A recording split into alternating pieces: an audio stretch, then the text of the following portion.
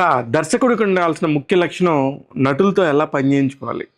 ఒక చిన్న కథకి ఆ నటులు ఎలా ఉపయోగపడతారు, ఎక్కడ వాళ్ళ ఫీలింగ్స్ని బయటకు తీసుకొచ్చేసి పర్ఫెక్ట్గా సెట్ చేస్తేనే అది బయటకు వస్తుంది, ఆ కథలోకి సంబంధించిన సబ్జెక్ట్ బయటకు వస్తుందని తెలియటం చాలా ఇంపార్టెంట్. అది థియేటర్ నుంచి వచ్చిన వాళ్ళకైతే ఇంకా బాగా తెలుస్తుంది.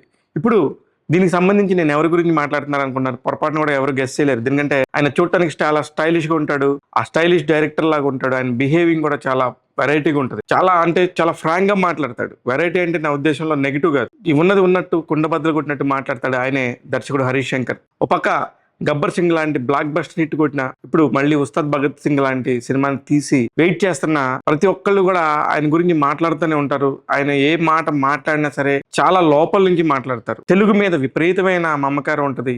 బాగా చదువుకున్నారు, ఉస్మానియా యూనివర్సిటీలో చదువుకున్నారు. ఆయన థియేటర్ ఆర్టిస్ట్ లో ఎంత మంచి పర్ఫార్మర్ అంటే అంత మంచి పర్ఫార్మర్ అతను. ఒక పక్క నాటకాలు రాస్తాడు, స్క్రీన్ రైటింగ్ చేస్తాడు, నాటకాల్లో కూడా యాక్ట్ చేస్తాడు, నాటకాలని డైరెక్ట్ చేస్తాడు.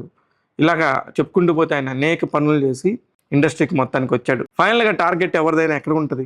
Cinema industry. ఆ ఇండస్ట్రీకి 2003లో పెద్ద పెద్ద దర్శకుల దగ్గర అసిస్టెంట్ డైరెక్టర్గా చేశాడు. చిన్న చిన్న పాత్రలు కూడా చేసుకుంటూ ఉన్నాడు. కో డైరెక్టర్గా చేశాడు. అలాగే వాళ్ళకి అసోసియేట్లుగా అనేక సినిమాలకు పనిచేసిన తర్వాత అనుకోకుండా రామ్ గోపాల్ వర్మ గారి ప్రొడక్షన్లో ఫస్ట్ టైం ఒక డైరెక్టర్గా షాక్ అనే సినిమా ద్వారా అవకాశం వచ్చింది.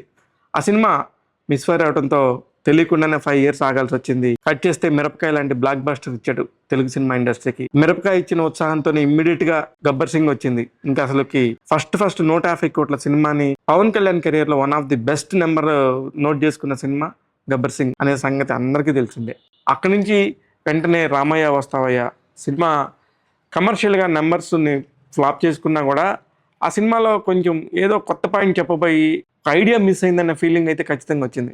ఆ తర్వాత మళ్ళీ సాయిధరం చేస్తూ ఒక సినిమా, మళ్ళీ దువ్వాడ జగన్నాథం అల్లు అర్జున్తో. ఇలా ఎప్పుడు చూసినా సరే చిన్న సినిమానా చిన్న హీరోనా అని కాదు, డైరెక్టర్ పాయింట్ ఆఫ్ వ్యూ మాత్రం ఎక్కడ మిస్ అయ్యేది కాదు. అందుకనే ఆయన ఎప్పుడు కూడా నెంబర్ 1 ప్లేస్లోనే ఉన్నాడు, టాప్ డైరెక్టర్స్ లిస్ట్లోనే ఉన్నాడు హరీష్ శంకర్. చాలా సూటిగా నిజాయితీగా మాట్లాడతాడు. దానివల్ల చాలా మందికి నచ్చుద్ది, అతి తక్కువ మందికి నచ్చదు. అది పర్వాలేదు, కానీ తన ఎలా ఉండాలనుకుంటాడో అలా ఉండి హ్యాపీగా నవ్వుతా అందరినీ పలకరిస్తూ ఉంటాడు. ఇప్పుడు ఉస్తాద్ భగత్ సింగ్ మీద ఆయన ఆశలన్నీ పెట్టుకుని ఉన్నారు. నిజంగా కూడా పవన్ కళ్యాణ్ రాజకీయాల్లోకి వెళ్ళి అక్కడ బిజీగా ఉండకపోతే ఈ పాటిగా రిలీజ్ అయిపోయిండును. కానీ చాలా చాలా హోప్స్తో ఉన్నారు. ఈసారి కొట్టడం మామూలుగా ఉండదు. ఇప్పుడున్న మార్కెట్ కూడా చాలా పెద్దగా అయింది. ఒక తెలుగు సినిమా మార్కెట్ నెక్స్ట్ లెవెల్కి వెళ్ళిన సినిమాలు అనేకం మనం చూస్తున్నాం. ఆ కోవలోనే ఇతని సినిమాలు కూడా ఇప్పుడు ఎదురు చూస్తున్నాడు.